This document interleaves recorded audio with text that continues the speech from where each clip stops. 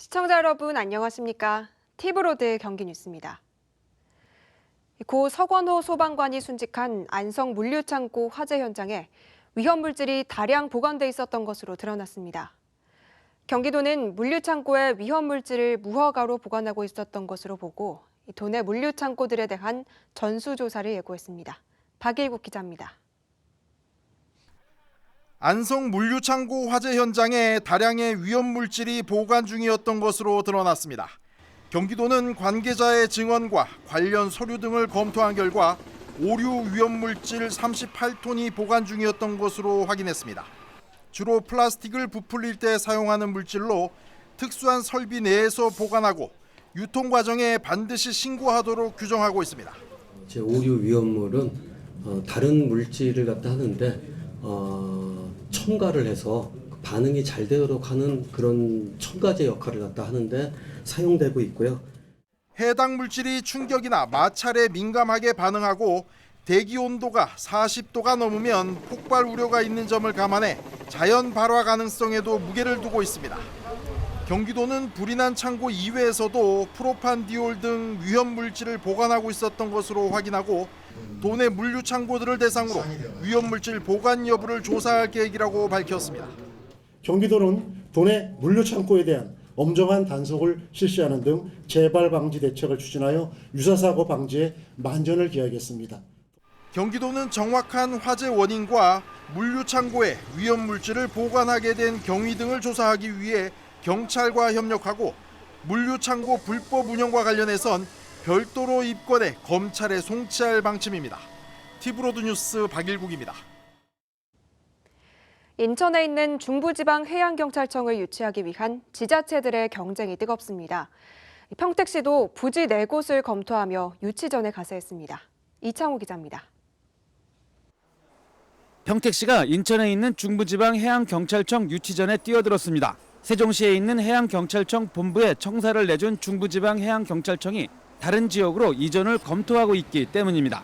유치전에 뛰어든 지자체는 평택과 화성, 시흥, 충남 당진 등 서해안권의 9개 지자체입니다. 지자체마다 신청사 부지를 제시하며 치열하게 경쟁하고 있습니다. 평택시도 신청사 후보지 4곳을 제시하며 유치에 나섰습니다. 평택항 인근에 조성 중인 포승 빅스지구와 고덕 신도시, 현 평택시청과 소사벌 지구 등입니다. 정장선 시장은 평택항이 있고 또 서해안권의 중심에 있는 만큼 평택이 최적의 후보지라고 강조했습니다.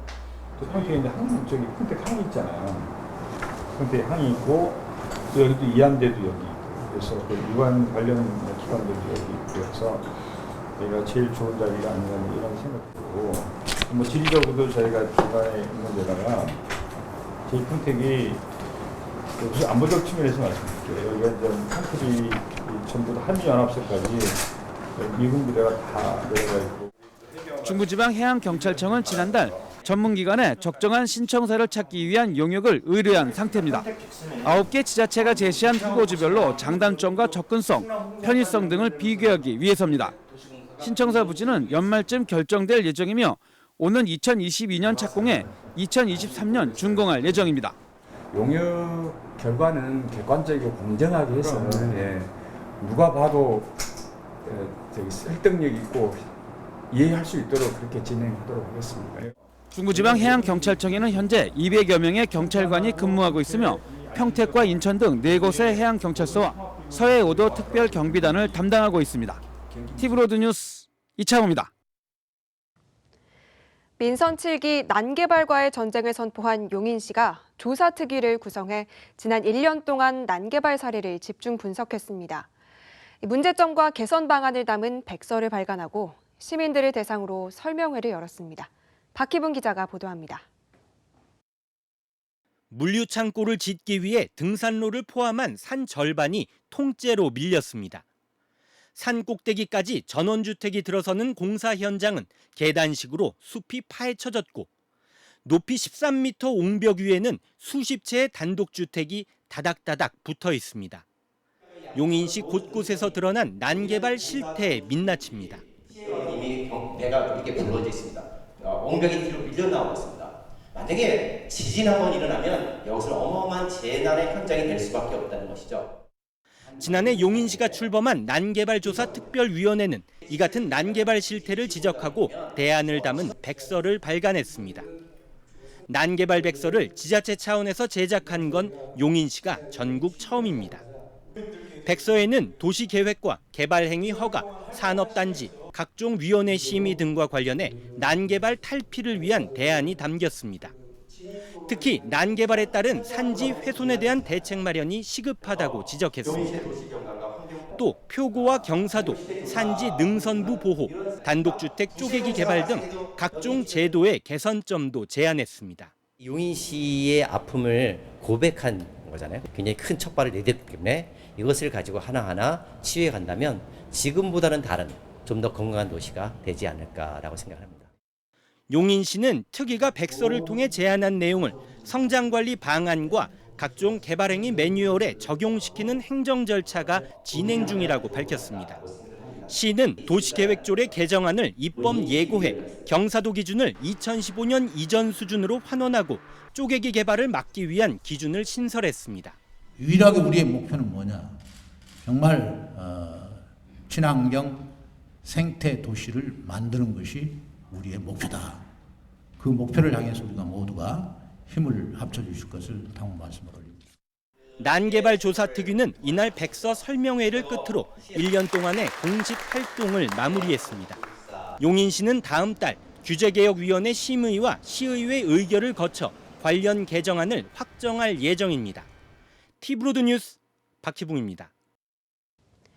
본격적인 폭염이 이어지면서 경기도가 도내 작은 도서관을 무더위 쉼터로 전환하기로 했습니다. 대리기사 등 이동 노동자들을 위한 전용 쉼터도 별도로 마련할 예정입니다. 박일국 기자입니다. 경기도가 도내 작은 도서관 1,700곳 중에서 300곳 정도를 무더위 쉼터로 지정했습니다. 기존 경로당 같은 노약자 시설 이외에 아파트 등에 있는 공동시설에 전기요금을 지원하고 더위를 피할 쉼터로 활용하겠다는 취지입니다. 여기는 또 부담 없이 또 조용하기도 하고 또 더 시원하고 그리고 또 아파트 안에이기 때문에 또 안전도도 있잖아요. 그래서 마음 놓고 그런 면이 더 좋은 것 같아요. 경기도는 다양한 계층이 활용할 수 있는 도서관의 이점을 살리고 에어컨 가동 시간 등을 늘려 8월 말까지 운영할 방침입니다. 모든 계층에게 개방되어 있기 때문에 어린이들이나 뭐 청소년들 그리고 성인들까지 누구나 쉽게 그 동네 어디에나 위치해 있는 작은 도서관을 통해 폭염 피해를 예방할 수 있습니다. 대리운전기사와 퀵서비스 등 휴식 공간이 없고 대기 시간이 긴 이동 노동자들을 위한 별도의 쉼터도 마련하기로 했습니다. 도는 22억 원을 투입해 수원 인계동을 시작으로 안산, 고잔 등 5곳에 휴식 공간을 만들 예정입니다. 수원은 올해 연말, 안산 등 4곳은 내년 상반기까지 공사를 마무리할 방침입니다. 경기도는 2021년까지 도내 13곳으로 이동 노동자 쉼터를 확대할 계획입니다. 거점 속에서 그들만의 그 동아리 활동도 가능하고 뭐 문화 교실도 가능하고요. 그다음에 법률 상담 또는 노동 상담 이런 것들도 한 공간에서 이루어지기 때문에 아마 굉장히 반응이 좋을 것으로 저희가 기대를 하고 있습니다. 도 관계자는 이동 노동자 무더위 쉼터로 소방서와 각종 공공기관 등 200곳이 운영 중이라고 밝혔습니다. 또 여름철 무더위 쉼터로 활용되는 작은 도서관은 11월부터는 혹한기 쉼터로 전환할 예정입니다. 티브로드 뉴스 박일국입니다. 오랫동안 알고 지낸 지인이 보험 가입을 권유하면 꼼꼼히 확인하지 않고 가입하는 경우가 많은데요. 연금보험을 일시불로 선납하면 높은 이자를 지급해주겠다고 속여 돈을 받아 챙긴 보험 설계사가 구속됐습니다. 확인된 피해액만 9억 원이 넘습니다. 조윤주 기자가 보도합니다. 2년 전 연금보험에 가입한 박모 씨. 박 씨는 평소 친하게 지내던 보험 설계사 A 씨가 2년치의 보험료를 선납하면 높은 수익을 보장해준다는 말에 속아 연금보험에 가입했습니다. 보험금으로 선납한 금액만 1억 7천만 원이 넘습니다. 평생 모은 돈을 가지고 전 재산을 다 잃었기 때문에 앞으로 살 희망이 없어요. 희망이 보이지가 않아요, 지금은. 너무 힘들어서 정신과 약을 먹고 있고요. 보험 설계사 A씨가 이처럼 사기 행각을 벌이기 시작한 건 2017년부터. A씨는 2년 전 이 건물에 사무실을 차리고 지인들을 상대로 연금보험 가입을 제안하며 사기 행각을 벌여왔습니다. 24개월치의 보험료를 일시불로 선납한 뒤 25개월 차에 해지를 하면 원금과 최대 10%의 이자를 지급하겠다는 조건이었습니다. 하지만 A씨는 신규 가입자의 선납금으로 사무실 운영비와 자신의 빚을 갚는 데 사용했고 계약 성사 수수료까지 고스란히 챙겼습니다. 보험을 여러 개 이제 고객들 이름으로 들었는데 그 돈이 부족하면 새로운 사람한테 이런 상품이 있다 해서 24개월분을 받아가지고 결국에는 마지막에 이제 돌려막기를 한 거죠. A씨는 이런 식의 수법으로 지난 2년 동안 모두 11명으로부터 9억 9천여만 원을 챙겼습니다. 평소 설계사와 친분이 두터웠던 피해자들이 보험 계약 내용을 제대로 확인하지 않은 것이 문제였습니다.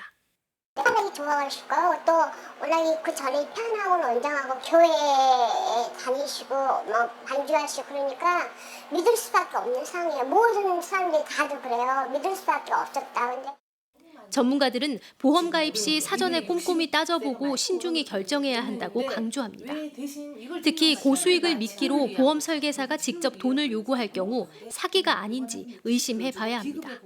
계약을 할 때 이 돈을 어느 정도의 뭐 10회차를 선납을 할 수 있으면 할인을 받을 수도 있습니다 하고 그런 걸 요구할 때 그럴 때는 본인이 직접 그냥 통장에서 출금을 하도록 요구하는 게 좋고요. 또 어쩔 수 없는 상황이라면 그거는 직원한테 한 번 더 확실하게 조금 짚고 넘어가는 게 좋을 것 같습니다.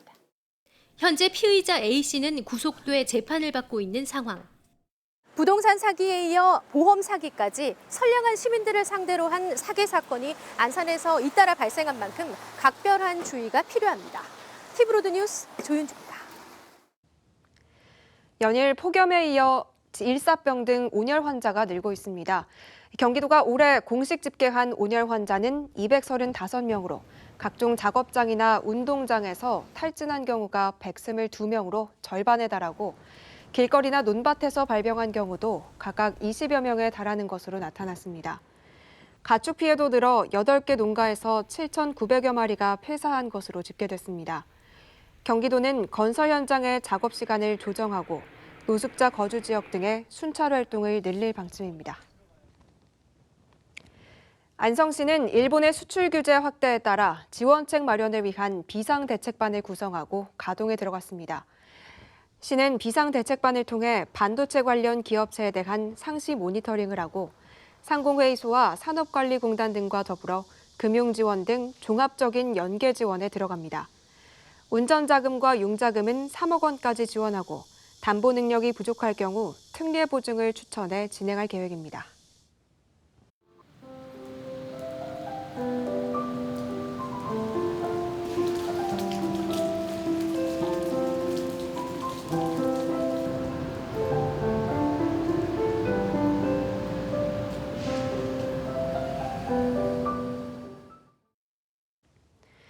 의왕시 월암동의 역사를 한눈에 볼 수 있는 전시가 의왕 향토사료관에서 열리고 있습니다. 현재 월암동에 살고 있는 수성 최 씨의 후손이 조상 대대로 내려온 유물을 기탁해 마련된 겁니다. 이재호 기자가 다녀왔습니다. 조선 후기 현재 의왕시 월암동 지역에 살았던 문인들이 쓴 시집입니다. 이들은 사율계란 모임을 만들어 시를 주고받으며 지역 문화를 이끌어 나갔습니다. 매년 가을엔 마을 주민 모두가 모여 지역의 안녕과 풍요를 기원하는 제사를 지냈습니다. 당시 작성한 춘문을 보면 월암동엔 수성 최 씨와 성주 도 씨, 광주이 씨, 창녕 조 씨 등이 주로 모여 살았던 걸 알 수 있습니다. 특히 수성 최 씨들이 모여 살았던 마을은 용이 승천한 곳이라 하여 도룡마을이라고 불렸습니다. 이처럼 의왕시 월암동의 역사를 한눈에 볼 수 있는 전시가 의왕 향토사료관에서 열리고 있습니다. 이번 전시는 현재 월암동에 살고 있는 수성 최 씨 29대 손인 최찬덕 씨가 조상 대대로 내려온 유물들을 기탁해 마련됐습니다.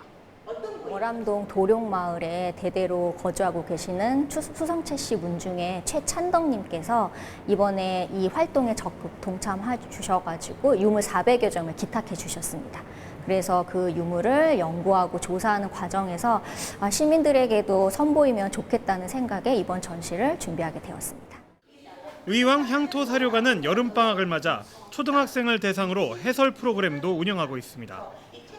내가 살고 있는 지역과 당시 우리나라의 역사를 유물을 통해 생생하게 배울 수 있어 좋은 반응을 얻고 있습니다. 그 역사를 알아서 신기했고 아직도 그 가족이 마을에 같이 산다는 게 신기했어요. 더 새로운 점을 많이 알았고 한번 도령마을에 가서 더 역사를 밝혀내고 싶어요. 이번 전시는 내년 7월 15일까지 의왕 향토사료관에서 무료로 관람할 수 있고 올 하반기엔 가족 모두가 참여할 수 있는 해설 프로그램도 운영할 계획입니다. 티브로드 뉴스 이지호입니다.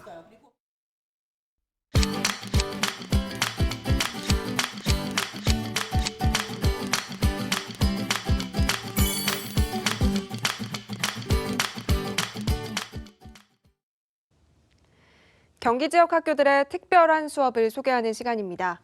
이번 시간에는 수원 오목초등학교에서 진행하는 방학 영어 캠프를 소개할 텐데요. 무엇보다 영어에 자신감을 갖도록 해주기 때문에 인기라고 합니다. 캠프에 참가한 학생들을 김성원 기자가 만나봤습니다. 수원 오목초등학교 영어 회화실. 학교는 방학에 들어갔지만 이곳에서는 수업이 한창입니다. 학생들에게 교과서 같은 것은 없습니다. 책상 위에는 쿠키를 만들기 위한 밀가루와 조리기구가 놓였습니다. 조리 과정의 모든 대화는 영어를 사용하는 것이 원칙. 학생들이 영어를 모두 해석하는 것은 쉽지 않지만 한 단어라도 놓치지 않기 위해 집중하는 모습입니다. 애들한테 이 단어를 안다는 뜻을 보여줄 수 있어서 기분이 너무 좋아요. 금발의 원어민 교사 1명에 학생은 20명. 단어 뜻과 함께 발음을 알아듣게 되면서 학생들의 자신감도 늡니다. 좋아요. 발음을 배우는 면에서요. 선생님이 말씀하는 발음을 듣기가 편해요. 오목초는 10년 전부터 원어민 교사와 함께하는 영어 수업을 진행하고 있습니다. 원어민 수업은 3학년부터 시작되고 있습니다. 6학년까지 3년간 수업을 통해 학생들은 영어에 큰 자신감을 얻고 있습니다. 처음에는 원어민 교사의 이국적인 모습에 학생들이 적응할 수 있을지 고민이었지만 반응은 뜨거웠습니다. 이제는 영어 캠프 모집에 수십 명의 학생들이 신청을 하면서 추첨을 통해 선발할 정도입니다. What's great about this school is that the students are really kind to each other. At other schools there's a lot of issues with bullying, but here the students really care about each other and help the other students. They're very kind and caring. 교사들은 영어 수업에 학생들이 좀 더 적극적으로 참여할 수 있도록 요리와 게임, 각종 만들기 등 주제를 고민하고 있습니다. 요리 활동을 한다든지 아니면 만들기라든지 또 다양한 게임 혹은 시간이 많이 걸리는 것들도 하는데 그를 통해서 학생들과 즐거운 경험을 하면서 좋은 관계도 형성되고 학기 중에 그 정규 수업도 더 열심히 듣는 효과가 있는 것 같습니다. 학교 안에 정착된 원어민 교사와의 영어 수업. 학교 측은 앞으로 언어에 재능이 있는 학생들을 발굴해 진로 교육에도 역점을 둘 계획입니다. 티브로드 뉴스 김성원입니다. 수원시가 지역 독립운동가 15명에 대한 독립유공자 보상을 국가보훈처에 신청했습니다. 이번 신청은 수원박물관과 수원시정연구원, 수원학연구센터가 함께 진행한 독립운동가 발굴 사업에 따른 것으로 연구 과정에서 의병 활동을 했던 안춘경 등 15명에 대한 형무소 수감 기록 등이 발견된 것으로 알려졌습니다. 그동안 수원시는 독립운동가 발굴 사업을 통해 김향화와 이선경, 최문순 선생 등의 서운을 끌어낸 바 있습니다. 한편 시는 독립운동가에 대한 역사 홍보를 늘려 최근 일고 있는 일본 제품 불매 운동에 보탬이 된다는 계획입니다.